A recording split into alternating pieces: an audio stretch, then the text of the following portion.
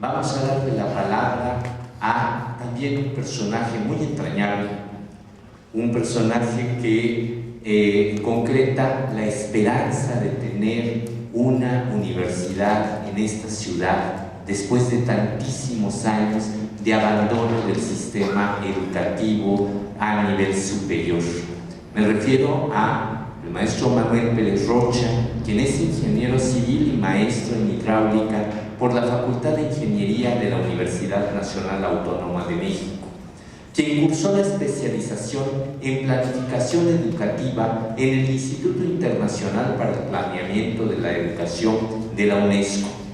Ha sido asesor del Instituto de Educación Media Superior del Distrito Federal, coordinador de asuntos educativos del Gobierno del Distrito Federal, coordinador general de los comités interinstitucionales para la evaluación de la educación superior, auspiciados por la Secretaría de Educación Pública y por la UNIES, asesor de la Subsecretaría de Educación Superior e Investigación Científica de la propia sede. Ha dictado conferencias en diversas instituciones del país y del extranjero, articulista de Excelsior y Proceso y en la Jornada y Reforma de manera eventual. Fue coordinador de la colección Biblioteca Pedagógica de la propia SEP, con 51 títulos publicados. Ha publicado varios artículos y ensayos sobre educación en revistas especializadas y actualmente, y desde su fundación, es rector de la Universidad Autónoma de la Ciudad de México. Bienvenido, maestro.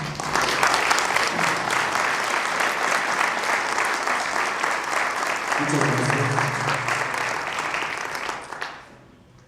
Veo una conexión muy estrecha entre el drama humano de apariencias puramente económicas que nos ha planteado el embajador y secretario Villegas y la propuesta del doctor Luis Villoro de un movimiento social organizado que sería el único capaz de romper con la situación de dominación que vive el pueblo mexicano y que da origen precisamente a ese drama humano y económico que se traduce en que millones de mexicanos tengan que abandonar este país y otros millones permanezcan en él viviendo en condiciones infrahumanas. Y todo esto está relacionado, por supuesto, con la educación y con la cultura. ¿Realmente es importante la educación? Es una pregunta que tenemos que hacernos. Sabemos que el gobierno espurio, como el gobierno de Fox, como el gobierno de Salinas, como todos los gobiernos, han dicho que la educación es fundamental, que la educación es lo más importante. Se expresa con frecuencia esta idea como si fuera una novedad, como si fuera el descubrimiento de la solución de los problemas de la sociedad. Y se ignora que es una idea que viene de muy atrás. En el caso mexicano, aún antes de la independencia, ya se hablaba de la enorme trascendencia que tiene la educación. Y si seguimos el pensamiento de políticos, educadores, filósofos, ideólogos, a lo largo de toda nuestra historia, vemos que este planteamiento se repite una y otra vez. Que se dice desde los liberales y los conservadores y después los positivistas, lo decían también los científicos en la época de Porfirio Díaz y lo decían también los miembros del Ateneo, que la educación es la salvación de la sociedad. Esta idea pues se viene repitiendo de manera insistente e insistente. Creo que es algo que tiene que revisarse con mucho cuidado. Es una cuestión que tiene que ver, por supuesto, con cómo entendemos a la educación y cómo entendemos a la cultura. Un autor soviético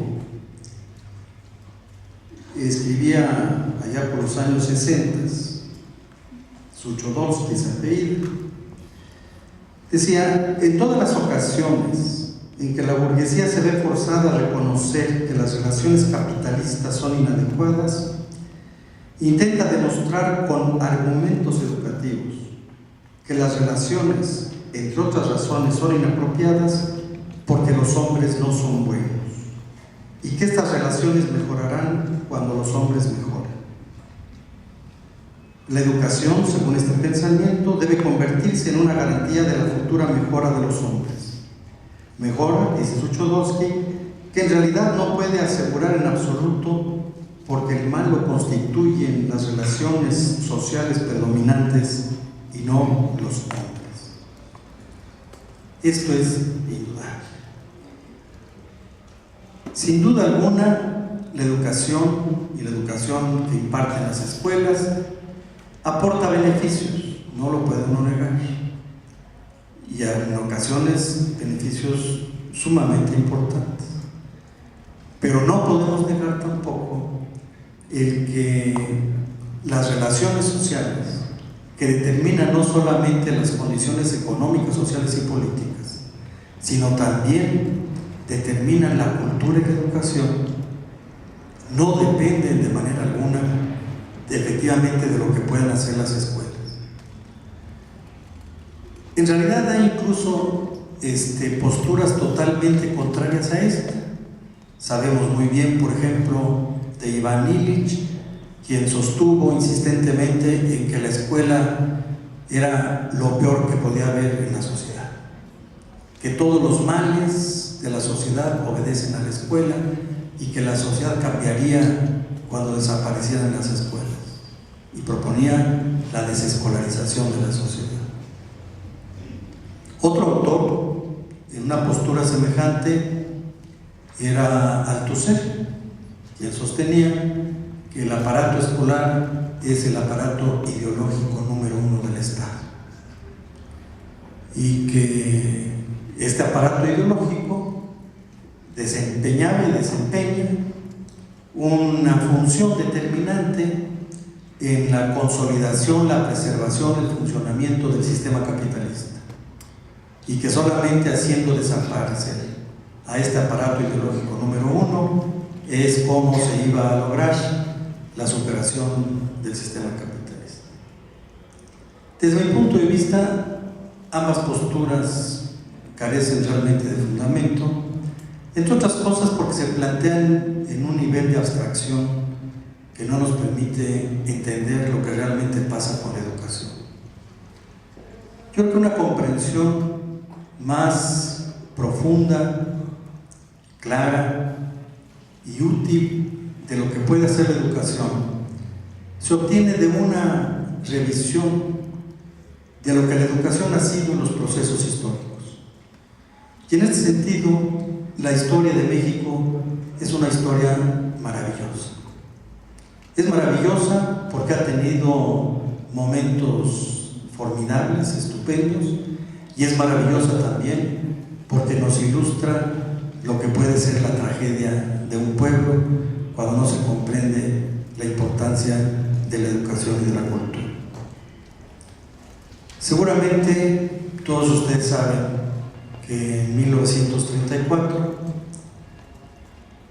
el Congreso de la Unión modificó la Constitución de la República y determinó en el artículo 3 que la educación en este país debería de ser socialista.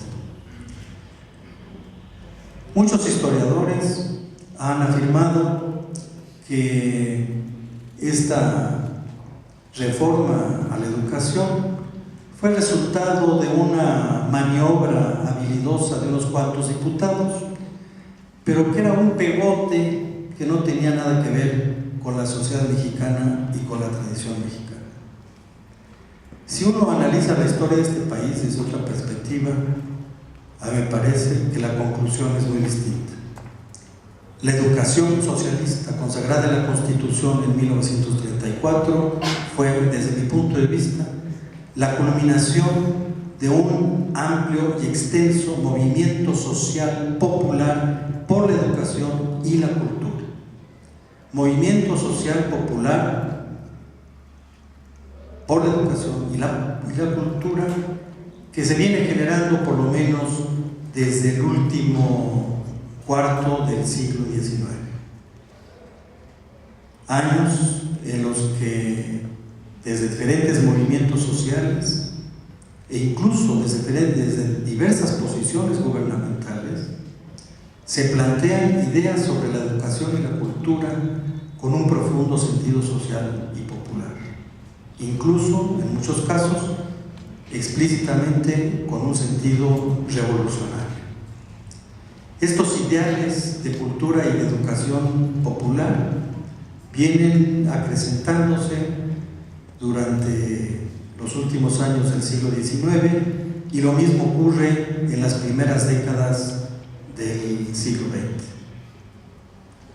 Los grandes proyectos educativos de esos años, lo que logran Vasconcelos y otros muchos educadores, no son solamente proyectos gubernamentales, ideas que surgen de algún iluminado, sino que son la respuesta, la consecuencia de ese movimiento social popular por la educación y por la cultura. En esos años, educación y cultura son sinónimos. Los secretarios de educación no solamente promueven aulas y maestros, promueven bibliotecas, promueven las artes plásticas, la música, la danza. No hay una distinción entre educación y cultura. Y así lo entendía el pueblo mexicano. Y la educación estaba estrechamente vinculada a la cultura, y la cultura y la educación íntimamente vinculadas también con la realidad social, política y económica del país. Los maestros llevaban la cultura, llevaban el arte, y los maestros también eran promotores de la reforma agraria y organizadores de las comunidades. La escuela se llamaba la Casa del Pueblo. Este movimiento social popular por la educación y la cultura sigue desarrollándose durante los años 30 del siglo pasado. Pero como todos sabemos, a fines de esa década, ya desde 1939, el movimiento social popular y las acciones gubernamentales en sentido progresista comenzaron a decaer. La explicación de por qué ocurrió esto es compleja. Los historiadores de la vida política del país tienen muchas hipótesis, pero es un hecho que a partir de ese momento tanto las políticas públicas en materia social, económica y educativa y cultural comienzan a cambiar. A partir de 1940, con el ascenso de Ávila Camacho al gobierno, se da un giro de 180 grados. Hay ciertos datos concretos que nos permiten ver con claridad este giro de 180 grados. Mencionaré, por ejemplo, el caso del Instituto Politécnico Nacional. El Instituto Politécnico Nacional fue creado, y se dice explícitamente en los documentos originarios, como un instrumento al servicio del proletariado, como un instrumento para servir a la clase trabajadora, para prepararla de manera que en un plazo que entonces se veía no muy lejano, la clase trabajadora pudiera dirigir y controlar el aparato productivo. Con el cambio de gobierno, el Instituto Politécnico Nacional pasa a ser un instrumento al servicio del capital, para formarle los recursos humanos que requiere el capital. Es un ejemplo de cómo se da un viraje de 180 grados que desde mi punto de vista no se ha analizado y considerado adecuadamente y en profundidad. Ahora bien, para que se diera este giro, era indispensable también acentuar el control del Estado sobre la sociedad mexicana, y en particular el control sobre el magisterio mexicano. Ese magisterio que era un actor vivo, fuerte en la vida cultural, social y económica del pueblo mexicano. Y los múltiples movimientos magisteriales, sus iniciativas, sus proyectos y sus organizaciones, muchas de ellas muy independientes, fueron perseguidas, sometidas y arrojadas en el corrupto y todavía hoy superpoderoso Sindicato Nacional de Trabajadores de la Educación, que desempeña un papel determinante, como lo hemos visto en la vida política de este país. En los años 40, el Estado mexicano y la burguesía mexicana decide ahogar los movimientos sociales y populares por la educación y la cultura, decide corromper la educación mexicana para crear las condiciones que permitieran el desarrollo industrial capitalista. Hoy se dan golpes de pecho por la situación de la educación mexicana y son incapaces de confesar que la situación actual de la educación mexicana obedece a eso, a que sacrificaron un estupendo movimiento social por la educación y la cultura para someter a maestros y al pueblo mexicano a las condiciones y las necesidades del desarrollo capitalista industrial. Esta es, desde mi punto de vista, una gran tragedia para este país. Hoy en día, el Estado mexicano en realidad no sabe qué hacer con la educación. El presidente Espurio declaró hace unos 2 días que se necesitaba una reforma educativa. ¿Cuántas veces hemos oído la reforma educativa? Sexenio tras sexenio se nos habla de una reforma educativa. Y ahora, cuando vemos los 5 puntos que propone, son de una pobreza verdaderamente escandalosa. No tienen ni idea de qué hacer con la educación. A partir de los años 40, se comenzó a plantear, pues, que la educación tenía que servir al desarrollo industrial capitalista. El argumento era que el desarrollo industrial requería de mano de obra altamente calificada. Entonces, todo el sistema educativo tenía que ponerse al servicio de la producción de esa mano de obra calificada. Esta idea aglutinó más o menos políticas, programas oficiales desde 1940, yo diría que hasta más o menos a la mitad de los años 70. Y era un planteamiento que tenía cierta credibilidad, cierta consistencia. Pero a mediados de los años 70 se fue haciendo ver con toda claridad que el sistema capitalista entraba en una nueva crisis, que entre otras cosas se traducía en una innecesariedad de la educación, como formadora de recursos humanos para la producción. Comenzó a hacerse evidente que aún en países como este sobraban los técnicos y los profesionales calificados. Comenzó a darse un gravísimo y acentuado fenómeno de desempleo de profesionales y técnicos con formación media o con alta calificación.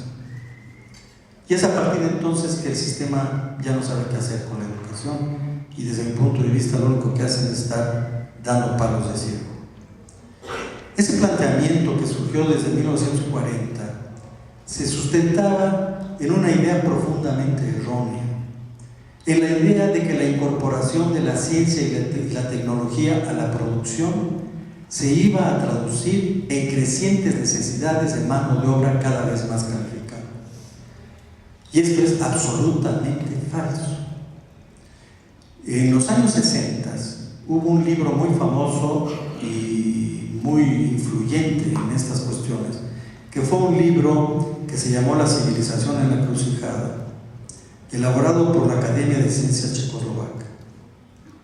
Lo dirigió un señor que se llamaba Radovan Richter, y el señor sostenía precisamente eso, con múltiples datos e información, que conforme se incorporara la ciencia a la producción, se iban a requerir crecientes cantidades de ingenieros, de doctores, etcétera, etcétera, ¿no?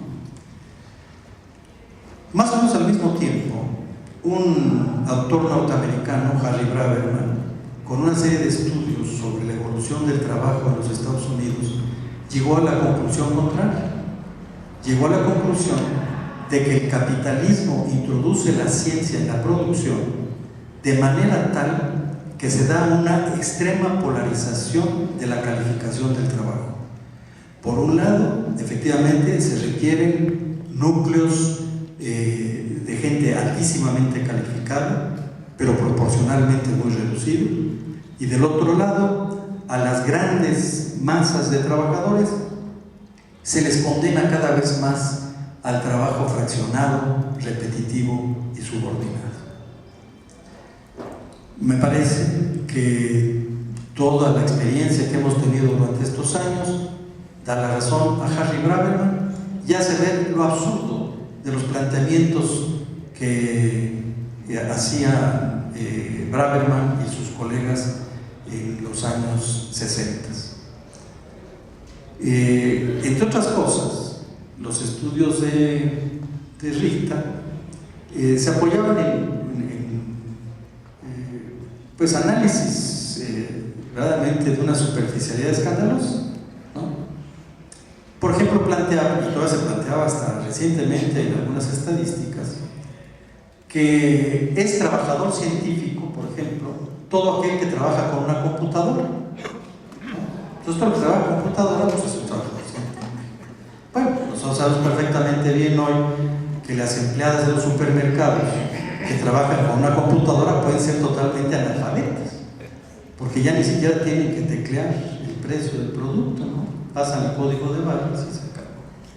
Bueno, comento esto porque en clasificaciones tan absurdas es en las que se ha sostenido la idea errónea de que efectivamente el progreso científico y su aplicación a la producción se traduce en crecientes necesidades de mano de obra calificada. Esto es absolutamente falso.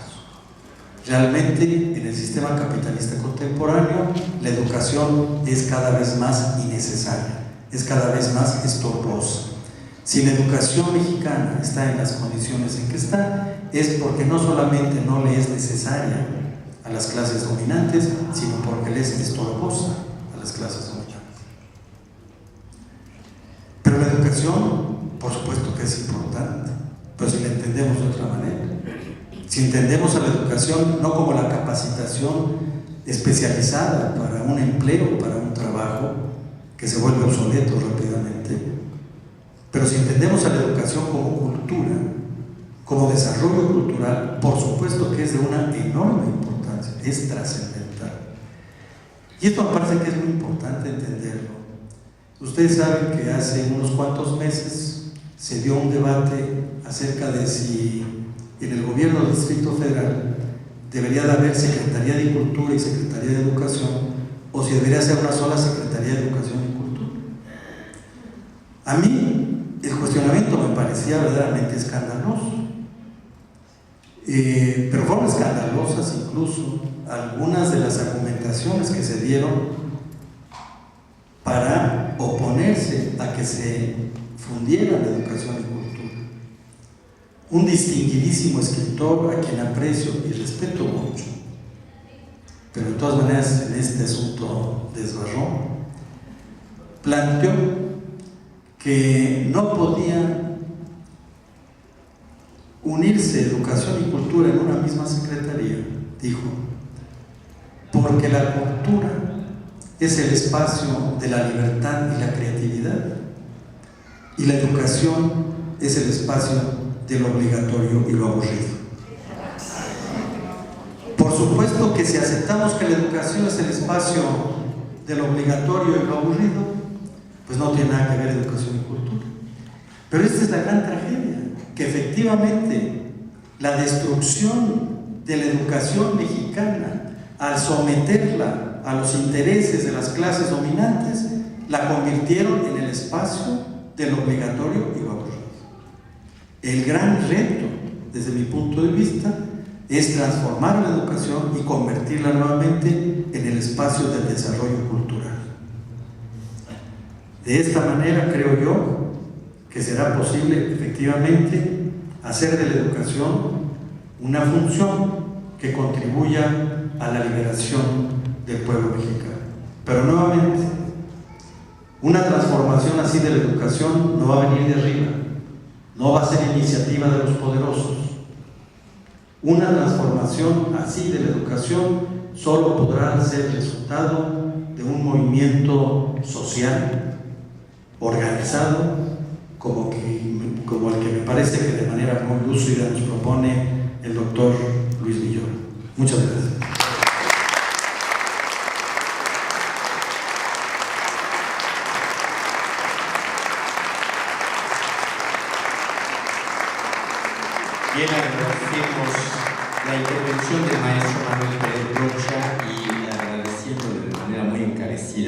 el habernos recordado que uno de los grandes aportes del gobierno del general Cárdenas fue precisamente el instaurar la educación socialista en este país. Y la conclusión a la que nos ha llevado creo que está fuera de cualquier discusión, de cualquier duda. Ha sido, en verdad, sumamente enriquecedor e interesante estas reflexiones que la tarde-noche de hoy hemos tenido la oportunidad de escuchar, de asimilar, de conocer por parte de los tres invitados, de nuestros tres ponentes. En verdad, la visión del maestro Villoro en ese aspecto tan fundamental de la transformación necesarísima de la democracia representativa hacia la democracia participativa y la posibilidad de que esa realidad que existe en Chiapas pueda traspolarse hacia todo el país a través de los procesos que sean necesarios, es fundamental e importante para la construcción del México que estamos deseando, que estamos impulsando en contra de aquello que el embajador Iruegas nos ha plasmado y ha planteado con toda puntualidad, con un profundo conocimiento de cuál es el destino al que va este país bajo la visión depauperadora del neoliberalismo y bajo la visión de los propios Estados Unidos. Y qué mejor manera de concluir con este repaso y esta manera de resaltar los grandes logros de la educación y la cultura como un binomio indivisible en la construcción de nuestro propio país que hemos escuchado de boca del maestro Manuel Pérez Rocha.